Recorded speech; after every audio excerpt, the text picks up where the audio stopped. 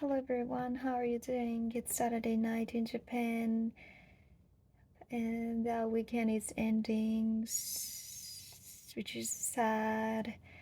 And my company offer 124 holidays a year, but is this numbers great? Like, is this number better than the average? Like when we look at this from the world criteria, like world um, criteria in new countries, how much can you get? Uh, how much holidays do you have a year? Um, in Japan, uh, over 120 holidays a year is uh, regarded as um, like um, friendly company in general. So yeah, my company system is not that bad, but I'm so curious about other countries' holiday system. 124. And yeah, I can have a holiday based on the calendar. So if there are national holidays, I can uh, it, the on that day be it will be a national holiday, and yeah, and regularly Saturday and Sunday are our holidays. So this is a typical Japanese company's holiday system, I think. Yes, and today I do like to introduce one anecdote which is relevant to Japanese imperial system, like which is relevant to Japanese emperor. And the reason why I am going to introduce this anecdote is because this anecdote is related to uh, like the role model as a leadership. And in Japan right now, uh, one of the biggest one of the people's biggest concern is the election to decide uh, the House of Representatives. So yeah, this the House of Representatives election will take place this month, at the end of this month. So yeah, we are very concerned about this election. And also the other day our new prime minister was um, chosen. Yeah, and yeah, he just started his um,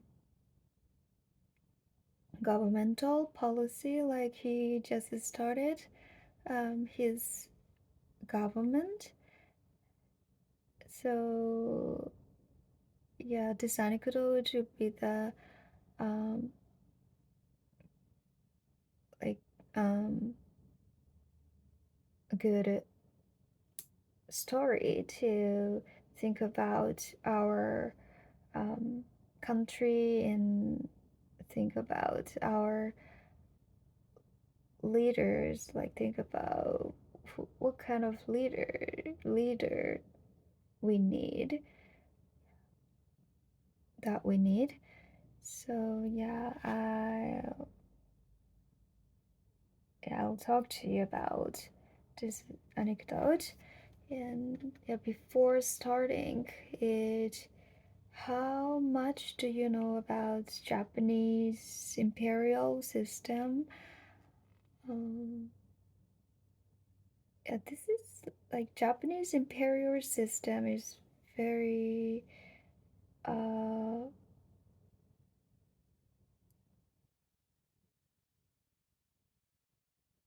like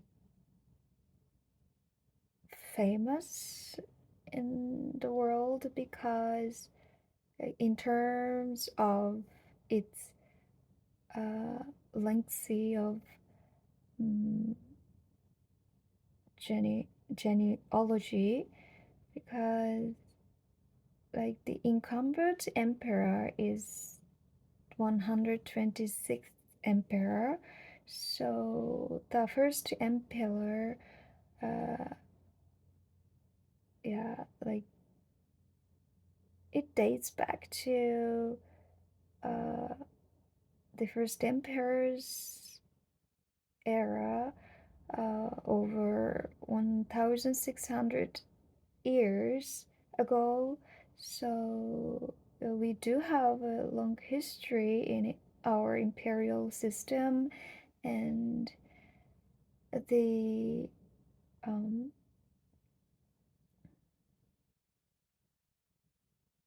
like the interesting fact about our imperial system is that um, mm, like family line has been continuing since the first emperor's era. So it's been,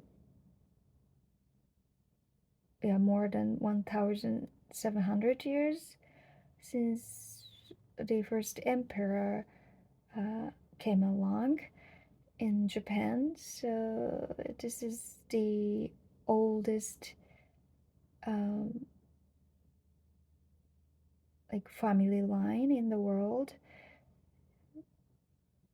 I know that in many countries, um, the like the rise and fall of the dynasty has been repeated, and yeah, every time, uh, every time, like big fights happened, like new dynasty appeared, and like new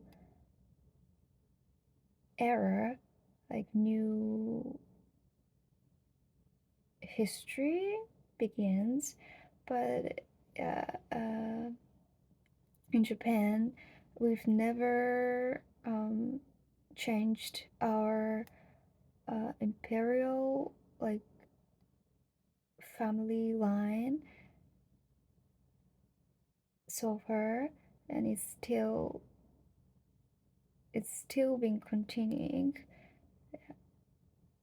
at this day and age. So which is one of the uh, like amazing facts that we are proud of as Japanese people, because our emperors has been um, like caring about Japanese people and protecting us, and thanks to them, we've been um, living like we are living in Japan like this. So yeah, there is a deep, like long and a deep history in imperial system in Japan. So today's emperor that I'm going to introduce is uh, the 16th emperor Nintoku Tenno, and he was the emperor in 4th century or 5th century, like in around 4th century or 5th century. So yeah, it was the very uh, He was one of the emperors at the very beginning of our history in Japan. And yeah, this anecdote is about like, Nintoku, Emperor Nintoku's love and care for the people, and yeah, and yeah, for Emperor Nintoku's love, the Japanese people uh, repaid uh, by working hard. So the lesson we could learn from this anecdote is that the love and the care for each other, and how we have been living together uh, as emperor and the people. So the Emperor Nintoku's story is that, like, one day he was mm,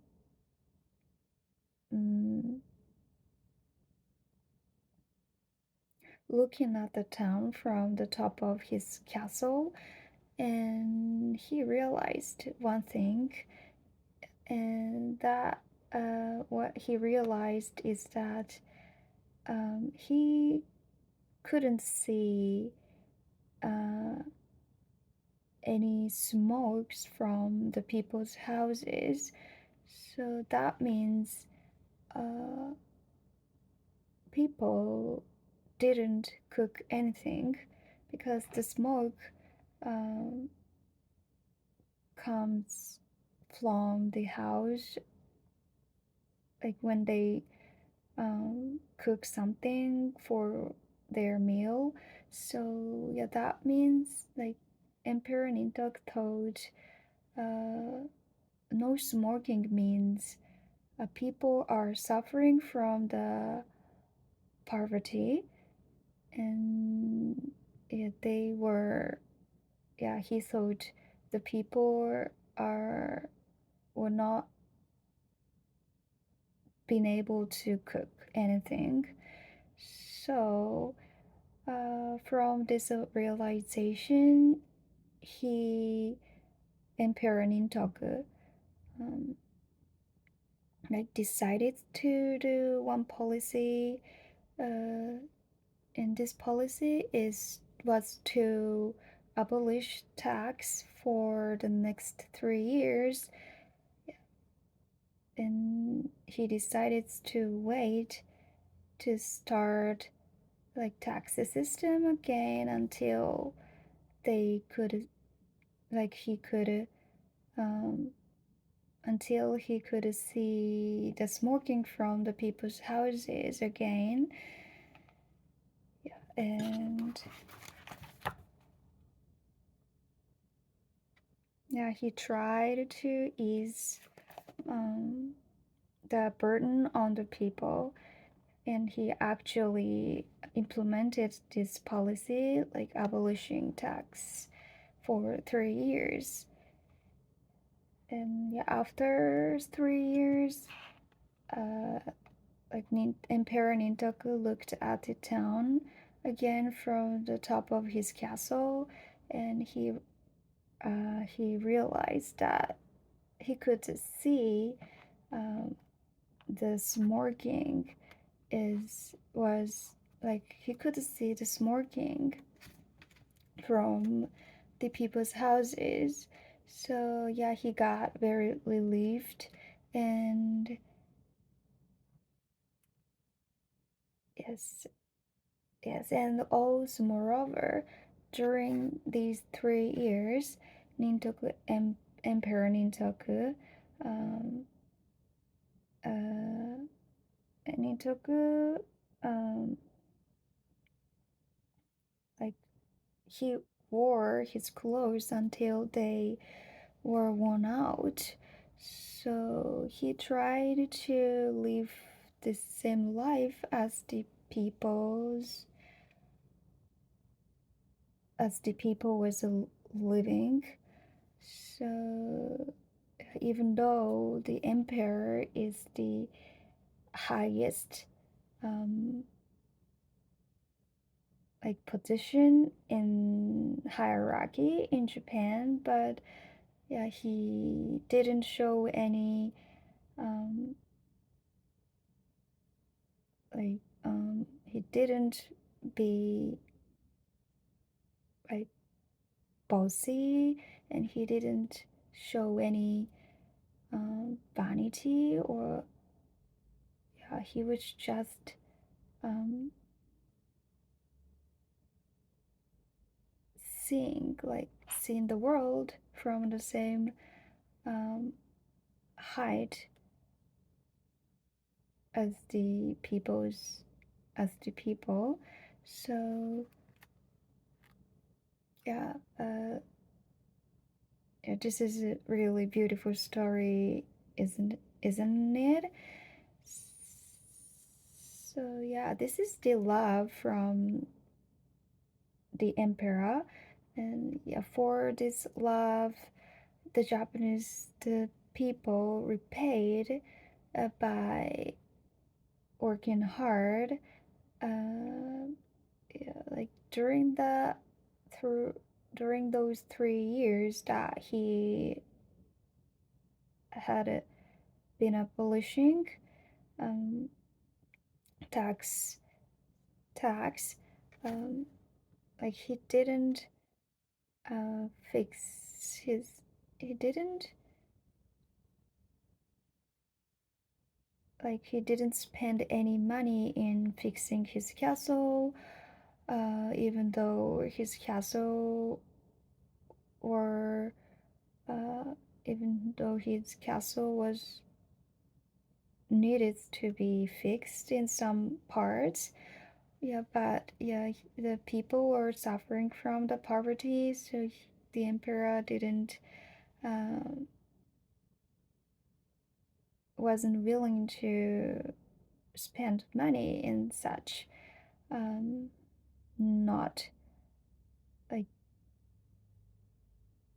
basic needs, which is not basic needs. So yeah, so for this emperor's um, attitude, the people tried to um, help the emperor by fixing his castle.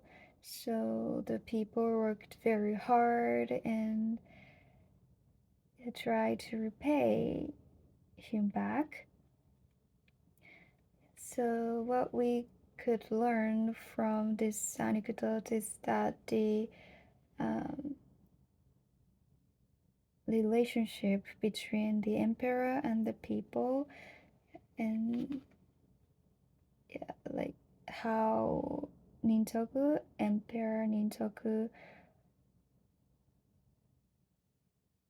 like looked like during his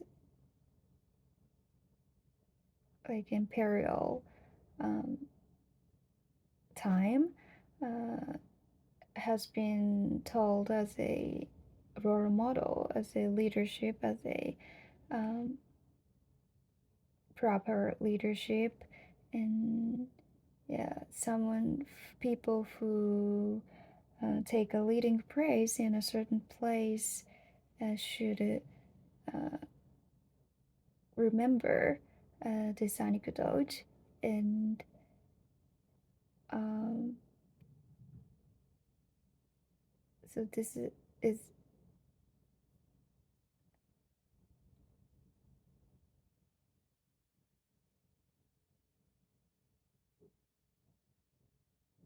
yes, this is the anecdote that I wanted to introduce. So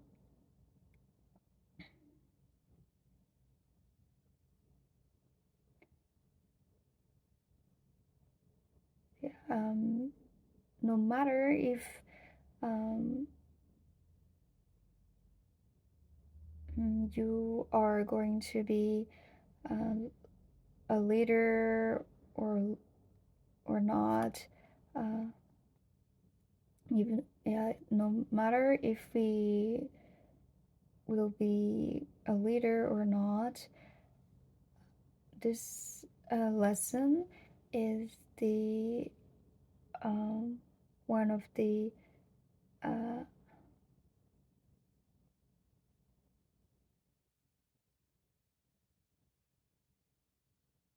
beautiful stories, one of the most beautiful stories that we have to pass down on our um, like the future children for beautiful Japanese, for beautiful Japan. And so yeah, and I think the current prime minister is trying to increase tax, and he is trying to um, suffer Japanese people by imposing a lot of taxes. And even though we've been um, suffering from um, inflation and the higher cost of living, so I want him to uh, stand uh, at the same. Mm, I want him to look at the society from the same place as we Japanese people. And yeah, I want him to implement some um, good policies to make us happy.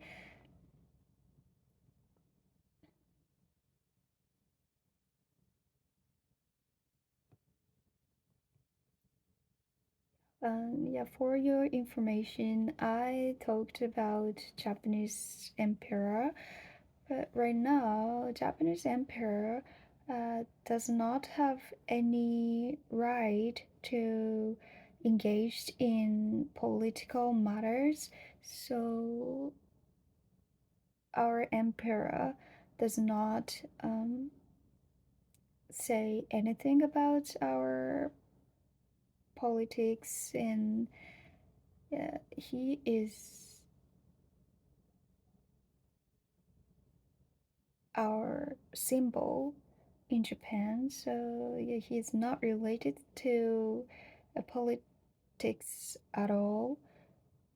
So it's very unique existence um, in the world, and this our emperor is the only one um,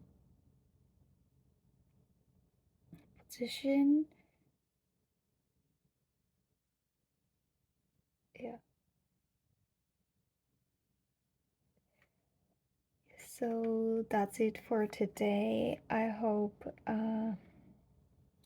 your knowledge of like that anecdote is better. Like, I hope you enjoyed this anecdote. And yes, and thank you for listening, and have a good day. Bye.